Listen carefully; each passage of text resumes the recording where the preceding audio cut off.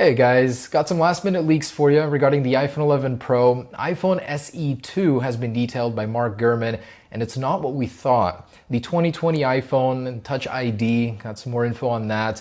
The Apple Watch Series 5, lots of beans have been spilled about this one. And the Apple Tile competitor design has leaked. The functionality has been detailed, looks amazing. So got a full plate, got lots to talk about. First thing I wanted to mention is the mid-mounted Apple logo. At first I thought it was funny. I mean, all these dummies, clones coming out with the Apple logo planted straight in the middle. And then Spigen came out with their latest cases. I got my hands on these and they actually designed around it. So you better betcha that in just a few days here, Apple's going to be announcing an iPhone with absolutely zero text on the exterior. I think this is one of the first times ever for a smartphone where it's going to be so clean and the brand power so strong that you'll know immediately what it is. And there may be a different reason for this as well. I personally think that the Apple logo was placed here as sort of a placeholder to where you'll be charging your gadgets. Like the AirPods 2 case, you'll know exactly where to pop it on the back. Could be just an unintended side effect. And personally, I like how bold the move is by Apple to make the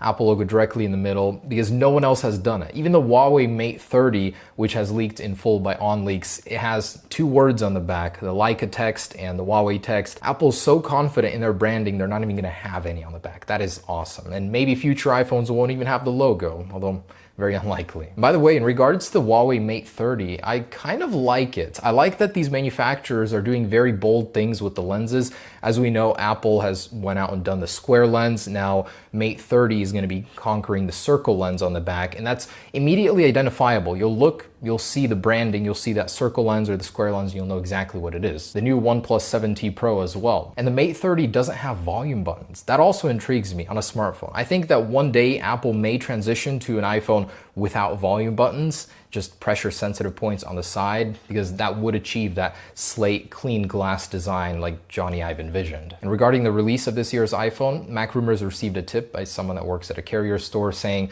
Friday the 13th you'll be able to pre-order it, and the following Friday the 20th it will be the actual street date. So I'm pretty in line with what we've heard. And CoinX, a Twitter leaker, is teasing that we'll have a one more thing at this event. If you know, historically, Steve Jobs would save the best for last, so we may have a very nice surprise at this event that we haven't heard anything about. Could it possibly be some sort of AR headset that Apple has been working on for quite some time?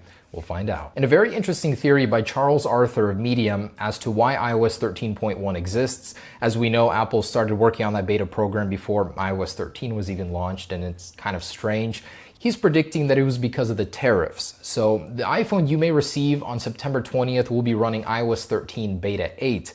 Very likely, and there will be a day one patch, probably 13.0.1, to patch that up and bring it up to the latest. So kind of interesting. Apple needed to get those phones through the door to the mainland as soon as possible, and they couldn't finish iOS 13 in time. So your new iPhone may receive a beta at launch, and that's a first. A Geekbench has been posted online from the supposed Apple A13 processor running on the iPhone 11, a 10R successor.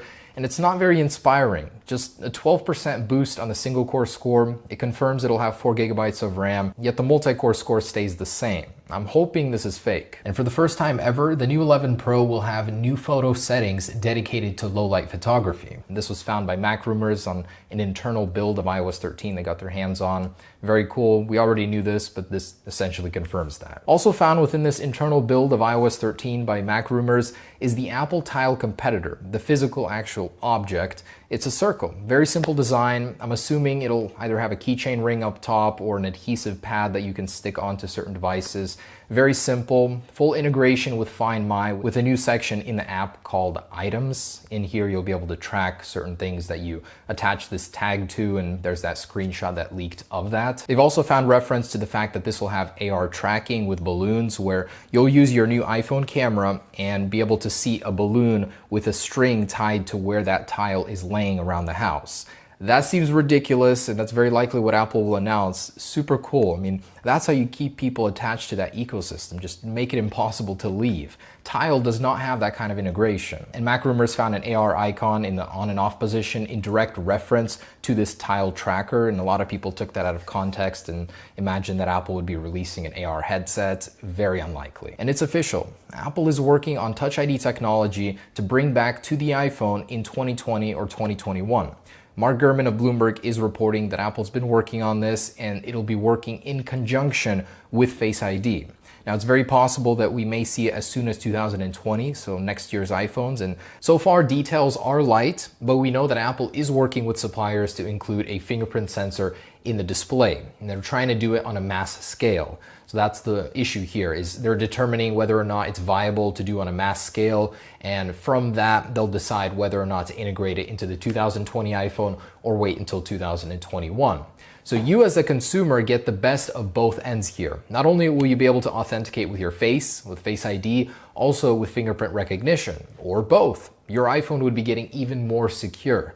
I personally welcome the speed boost benefits. In most cases on Android phones, fingerprint recognition is always faster, authenticates almost immediately. Even the iPhone 5S with its Touch ID is faster than current Face ID on the XS. So that's definitely something I'll be welcoming. That is a huge reason to upgrade. This year's release isn't that enticing. The 5G 2020 iPhone is just getting better and better. ProMotion, 5G technology, in-screen fingerprint sensing, if they can pull this off in time. He's also reporting that it would work on a large portion of the display. So not necessarily on the entire screen surface.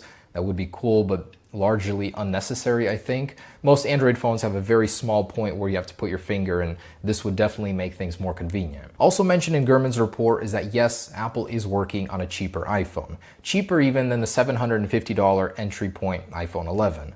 So this will likely be a 4.7-inch model that's modeled after the iPhone 8. Meaning it'll still have a home button with Touch ID with just updated internals. The Apple A13 is likely here. I'm guessing it would start at around $400, $500. You'd be able to get your foot in the door to Apple, but still have a pretty capable device. Now, Nikki also earlier in the week did support this claim. They said that Apple is working on a 4.7-inch iPhone 8-like device, and we'll model that up in the next video just to give you an idea. It will not be the iPhone SE edge-to-edge design of your dreams, unfortunately. And developer Rambo found reference to this device. He's calling it the iPhone 12-8. So it does exist. Apple is working on it. Gurman is reporting on it. It means we definitely will be seeing this in the first half of 2020. And John Gruber of Daring Fireball published an excellent article regarding the naming of this year's iPhones. He agrees 11, 11 Pro, and 11 Pro Max are most likely, although he would have preferred iPhone Pro. He does make a good point as to why Apple wouldn't do that, as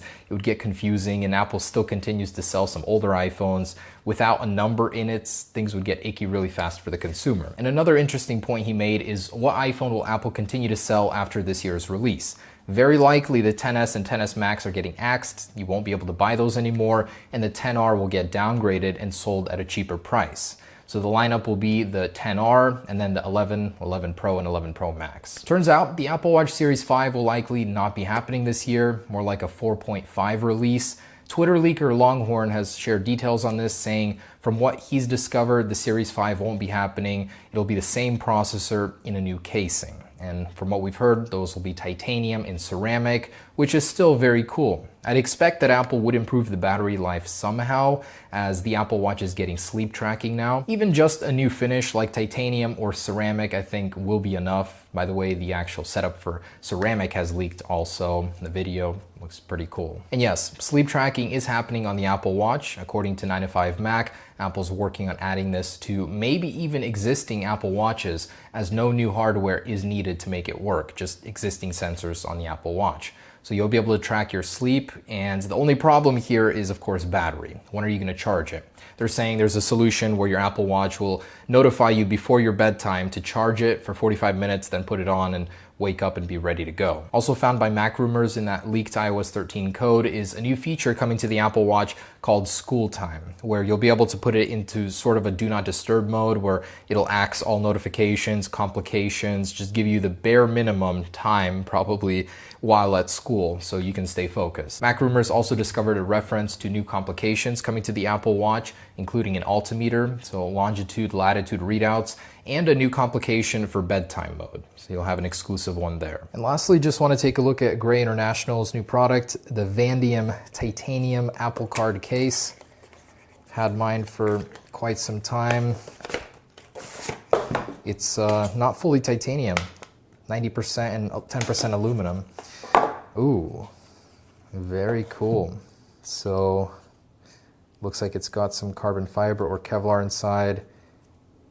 And okay, that's the way it works. So some tension, keeping your cards and stuff in place. Wow, very cool. I do love it. The design is fresh. You can take it out both ways.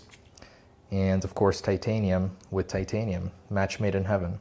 Thank you for sending me this. I'm gonna enjoy it. And there you go. That's the latest Apple news. We'll be seeing this guy in the flesh in just a few days here.